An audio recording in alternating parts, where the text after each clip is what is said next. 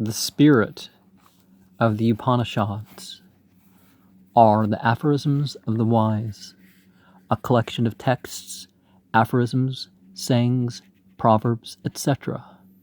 from the Upanishads are sacred writings of India, compiled and adapted from over 50 authorities, expressing the cream of the Hindu philosophical thought. And by Hindi was basically the Arabic way of referring to a race, and so it's not one religion. Hear thou, even the little child, and from his words accept thou the truth that goeth straight to thy heart, but reject all that doth not go to thy heart, no matter how high the authority, yea, even though the lotus-born creator, Brahman, himself be the speaker, Yoga Vashishtha. So you'll see some confusing theology in parts. The Yogi Publication Society, Chicago, Illinois, USA. Copyright in 1936, so it's past its date. And we can go on to the preface. This volume is a collection of texts, aphorisms, sayings, proverbs, etc. from the Upanishad are sacred writings of India, compiled and adapted from over 50 authorities expressing the cream of the Hindu philosophical thought.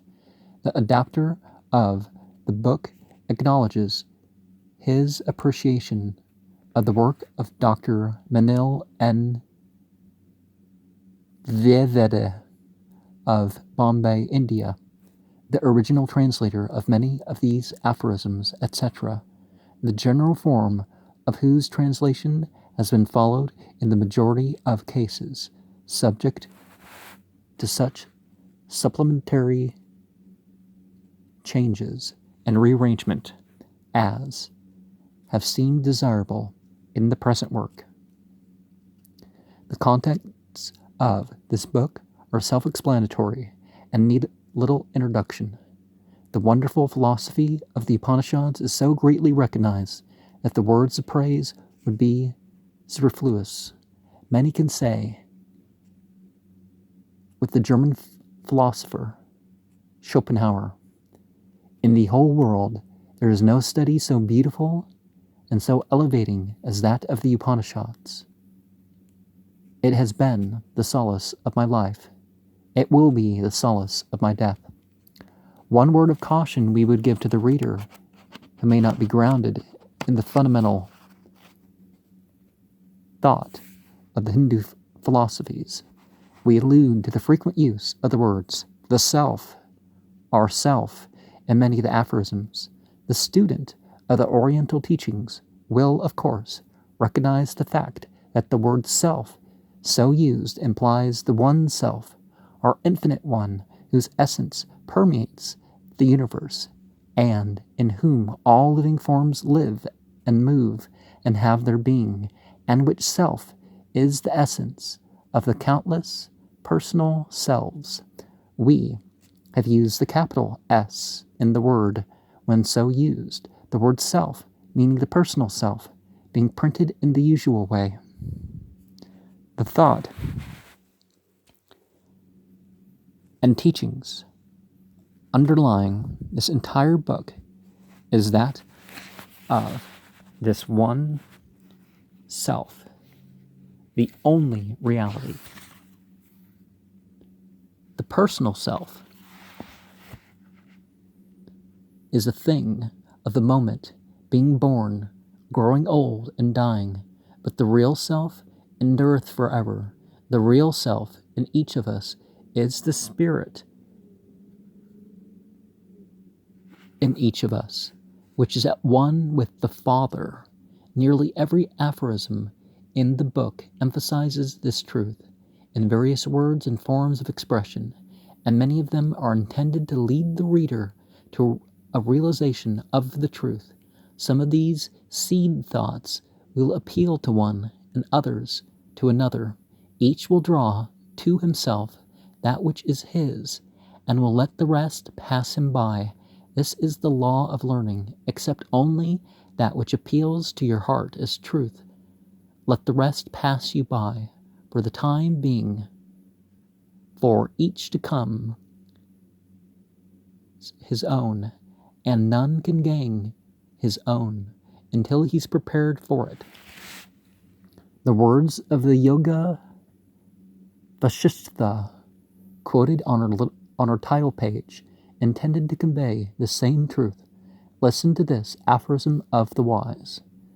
Hear thou, even the little child, and from his words accept thou that truth that goeth straight to thy heart, but reject all that doth not so go to thy heart as truth, no matter how high the authority, yea, even though the lotus-born creator, Brahma himself, be the speaker. Therefore accept the pearl of truth, even though it lie in the mud of the gutter, and reject that which does not seem to be the real truth, even though it be offered you from the hand of one of the gods. Test all statements of truth by the light of the Spirit within you, and you can not stray far from the path. By gods, maybe they mean jinn or malaika, or it's hard to say which word they're referring to, right? We would call the attention of our readers to the edition of the Bhagavad Gita, or Message of the Master, published simultaneously with the present volume. This first mentioned book should be read by all who enjoy the present one, for it contains the key to the higher teachings, which the writers of these aphorisms wished to express. We trust that this little book will cause the minds of many to unfold to the light. The Yogi Publication Society, Chicago, Illinois, USA, January 12, 1907. The Spirit of the Upanishads, Part 1, The Threshold. That wherein disappears the whole of that which affects the mind, and that which is also the background of all, to that I bow, the all-eternal consciousness, the witness of all exhibitions of the intellect. Upadesa Sahasri. As is the sight of the sweetest honey to the traveler in the desert, so is the perception of the ever-effulgent Brihadaranyupanishad. I expound in half a verse which has been told in 1,000,000 volumes. That is the truth. The world is illusion. The soul is none other than that. Upadesa Sahasri. Action leads to incarnation, and incarnation to pleasure and pain. Hence arise all likes and dislikes, which again propel to action, resulting in merit and demerit. These put the ignorant wanderer again into the bonds of incarnation, and so on, forever rolls the wheel of this world. Nothing but ignorance is the cause of all this. The remedy lies in the destruction of ignorance. Knowledge of Brahman is the way to find beatitude in the destruction of this ignorance. For knowledge alone, not action, which is only a part of ignorance, is competent to accomplish this result. Nor is it possible to do away with likes and dislikes, so long as ignorance is not done away with. This is, therefore, undertaken with the object of destroying ignorance as well as its effects, this world, and also of explaining the real philosophy of Brahman. Upadesa Sahasri.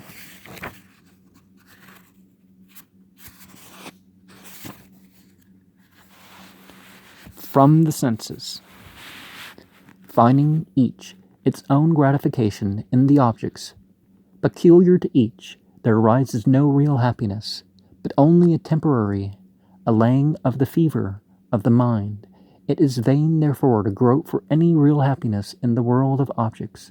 The deluded deceive themselves by imagining every experience of evil to be so much good, but in birth, death, and limitation, the wise never fail to perceive the evil that conceals itself under the inviting form of objects. They find no happiness in things subject to such results. The smallest happiness, in the real sense of the word, is no way possible in anything. Oh, I should become that self, which is all bliss, all existence, all enlightenment. Atma Purana.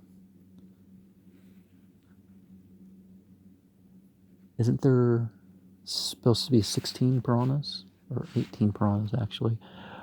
Knowledge of the divine dissolves all bonds and gives freedom from every kind of misery, including birth and death. Svetas Upanishads. The creator, Brahma. The protector, Vishnu. The destroyer, Shiva. The consumer, the sun, the moon, the thunder, the wind, the sacrifice, and so on, are terms used by the sages to describe the one eternal, as they look at it through different multifarious forms of the intellect. All my best worship to that divine essence, and the destroyer of that ignorance, whose form is this world.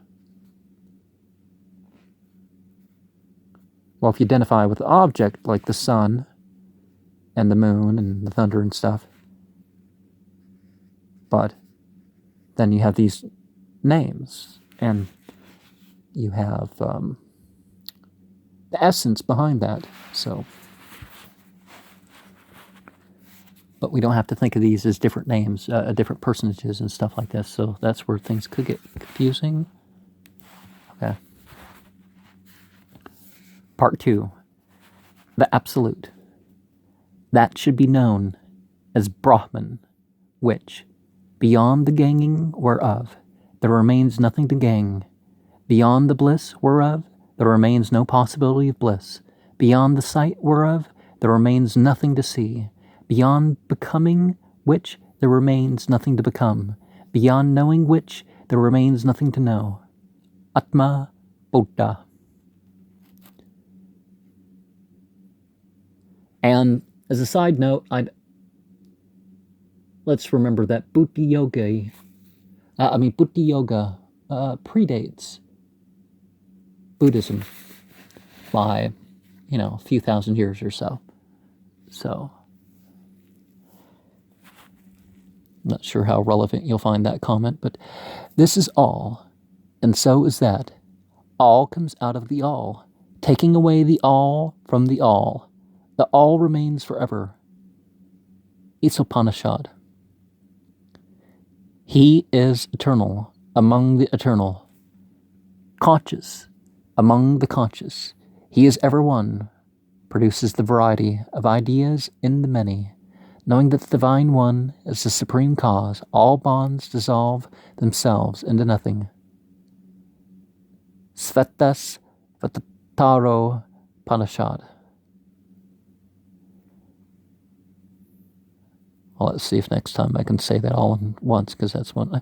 That which, in the beginning, sent forth the Creator, Brahma, and favored him with the storehouse of all knowledge, the Veda, I, desirous of liberation, betake myself to it, the ever-effulgent light, revealing its eternal self through the intellect. Svetaropanishad. As, in the sun, all light, there is neither day nor night, so in the Absolute, all light, there is neither knowledge nor ignorance. Upadesa Sahasri. ever, unchangeable, is devoid of sound, touch, form, taste, or smell. It is without beginning or end. Ever beyond the prime cause of all evolution, knowing that one escapes the all-devouring jaws of death. Upanishad. The eye has no access there, nor has speech, nor mind. We do not know it, absolute, nor the method whereby we can impart it. It is other than known as well as the unknown. So indeed do we hear from the sages of old who explained it thus to us. Upanishad. Try to realize within thyself that whence arise these beings by which they stand, sustained, and unto which they return and become not. That indeed is the Absolute.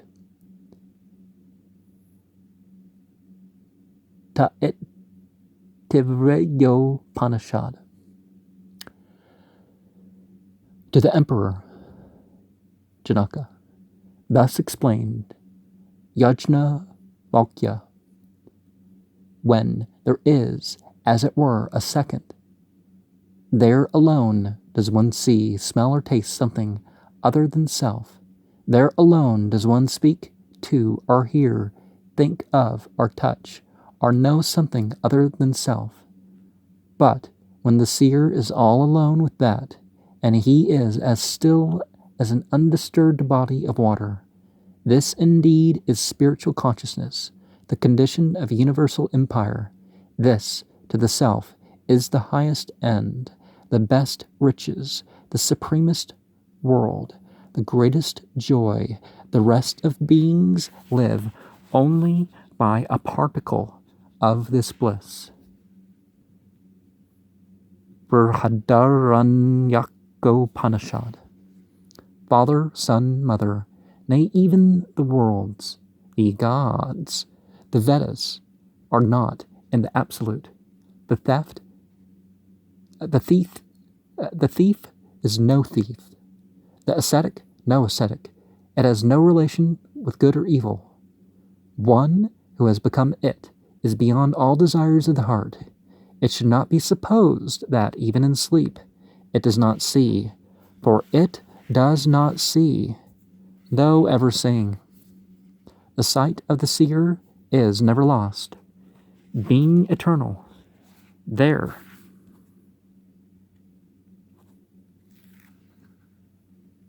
is nothing other than itself, which it can make the object of its seeing.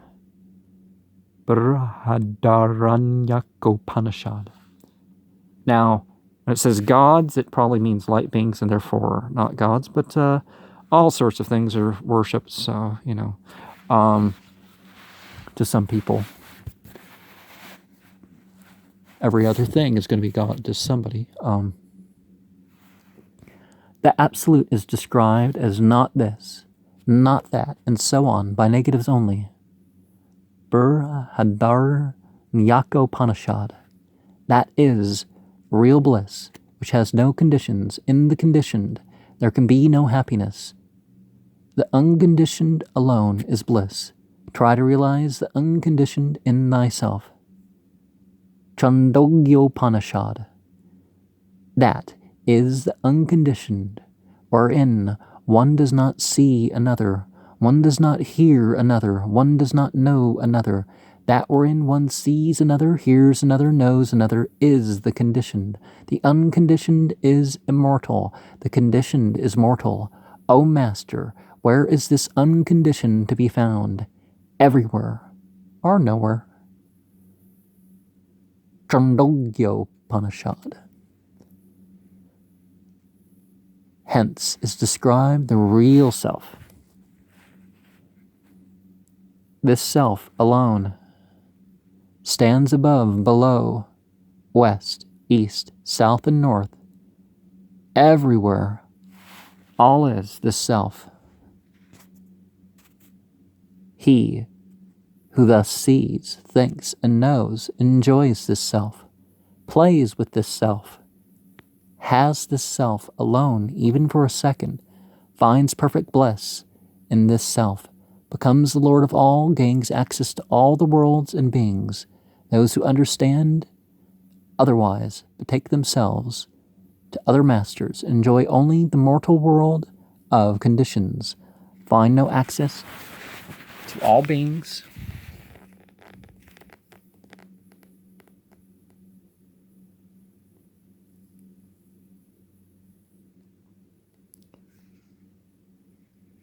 gains access to all worlds and beings.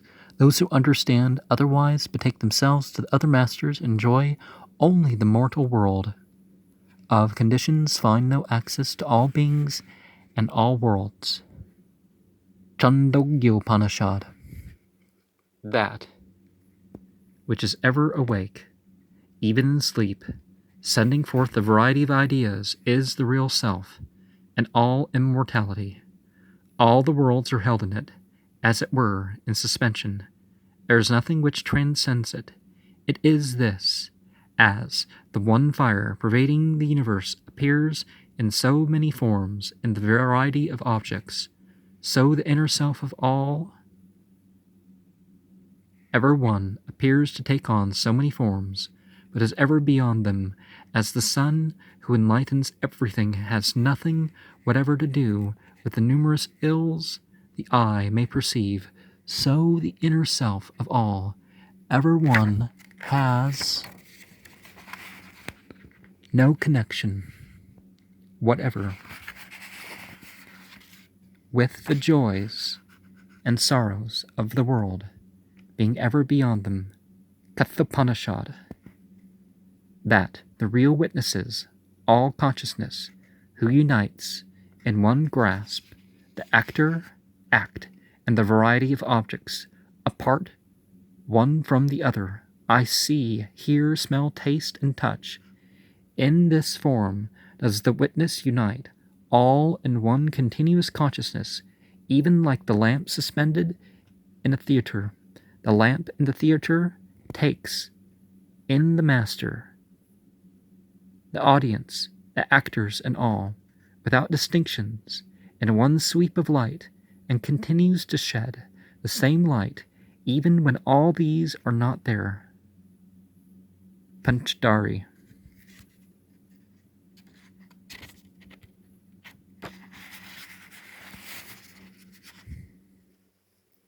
The seer of thy sight thou shalt not see, the hearer of thy ear thou shalt not hear, the thinker of thy thoughts thou shalt not think, the knower of thy knowledge thou shalt not know.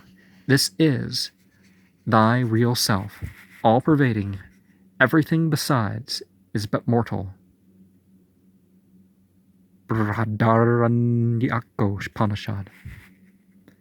Without the glass, there is no possibility of a sight of the reflection. Whence, then, could there be any possibility of the knowledge of name and forms, without assuming that which is essence, consciousness, and bliss? Panchadasi. He pervades the earth, and yet transcends it. The earth knows him not. The earth is his body. He controls the earth from within. He is thy inner self, ever immortal. He pervades water, and yet transcends it. Water knows him not. Water is his body. He controls water from within. He is thy inner self, ever immortal. He is the unseen seer, the unheard hearer, the unthought thinker, the unknown knower. There is no seer other than this, no hearer other than this, no thinker other than this, no knower other than this. That is thy inner self, ever immortal. All beside is mortal. Upanishad. That which is not spoken in speech, but that whereby all speech is spoken, that which does not think in the mind, but that whereby the mind proceeds to think, that which does not perceive with the eye, but that whereby the eye receives its sight, that which does not hear with the ear, but that whereby the ear hears, that which does not breathe the breath of life, but that whereby life itself is kept up. Know thou that that is the absolute, not this that people worship. Upanishad.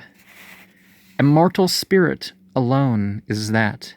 The east, west, south, and north is all that. This wide expanse of the universe above and below is indeed all that. Mundaka Upanishad. In the beginning, O good one, was the Absolute, alone, all one without a second. Chandogya Upanishad. 4 elements. 4th element? Okay. Brahma, Indra, Prajapati, all the gods, the 5 primordial elements, and all that breathes or moves about, or flies above, or stands unmoved. The whole universe exists through thought, depends on thought. Thought is its stay, the thought of the Absolute. Aitareya Upanishad. And again, let me remind you that we are probably referring to angels or something when we say this word gods, because the real self is all intellect, all mind, all life, all eyes, all ears, all earth, all water, all wind, all ether, all light, all darkness, all desires, all peacefulness, all anger, all quiet, all religious merit, all religious demerit. It is the all. It is this. It is that. Upanishad. The real self is causeless, without a second, having no within and without. This self is the Absolute, the conscious of all.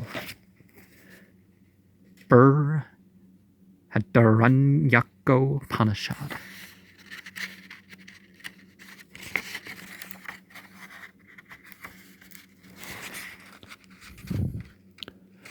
O Gargi.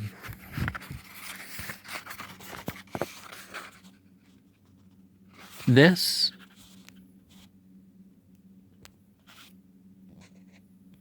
immutable one is the unseen seer, the unheard hearer, the unthought thinker, the unknown knower. There is no seer besides this, no hearer besides this, no thinker, no knower besides this. In this immutable essence, O dear Gargi, is interwoven the essence of all essence. Upanishad. He, Yajnavalkya, said, O Gargi, the knowers of the Absolute thus explain the ever immutable.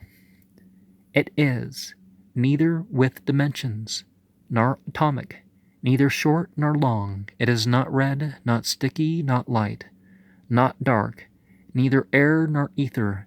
It has no relation, no taste, no smell, no eye, no ear, no speech, no mind, no light, no life, no mouth, no form, no break, no without.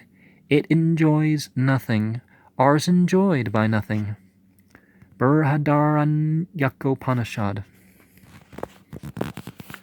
Objects transcend the senses. The mind transcends objects. The intellect transcends the mind.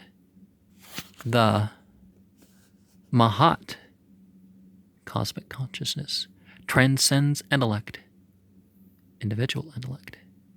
The Avyakta, the undifferentiated first cause, transcends the Mahat. The real self transcends the Avyakta. Beyond the real self, there is nothing which can transcend it or prevent it from being the last essence, the last resort of all. Kathopanishad.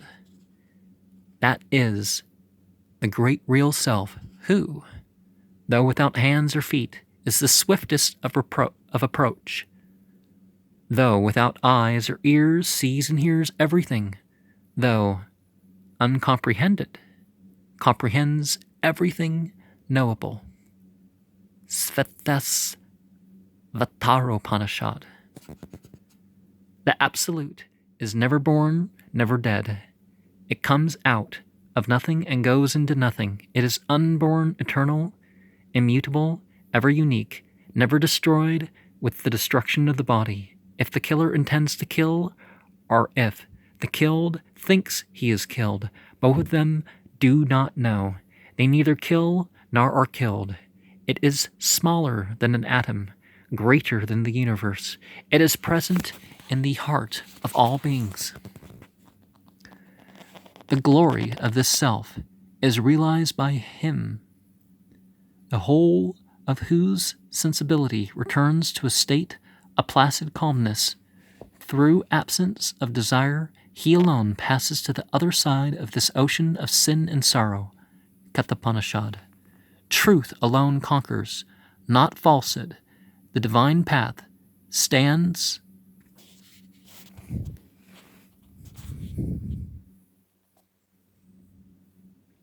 upheld by truth. Sages with desires put out by the satiety passed over it to the great treasure of truth. It, the truth, is all-embracing, yet unthinkable, all light, minutest of the minute, yet ever manifest. It is furthest of all, yet ever near in all beings, ever present in the hidden consciousness of all which passes out in all acts of mind and body. Mundakopanishad. One so freed from the bondage of senses transcends all material relation, and becoming all supreme light, regains his own self. This indeed is self. It is beyond mortality, beyond fear. It is truth. Truth is only another name of the Absolute. Chandogya Upanishad. There cannot be any room for separateness in that intransmutable, formless, characterless, absolute being which is beyond the relations of subject, object, instrument, etc., which is every way full to the utmost, like the waters surging above all things at the great cyclic deluge. In it merges the cause of delusion, like darkness and light. There, verily, can be nothing like separateness in it.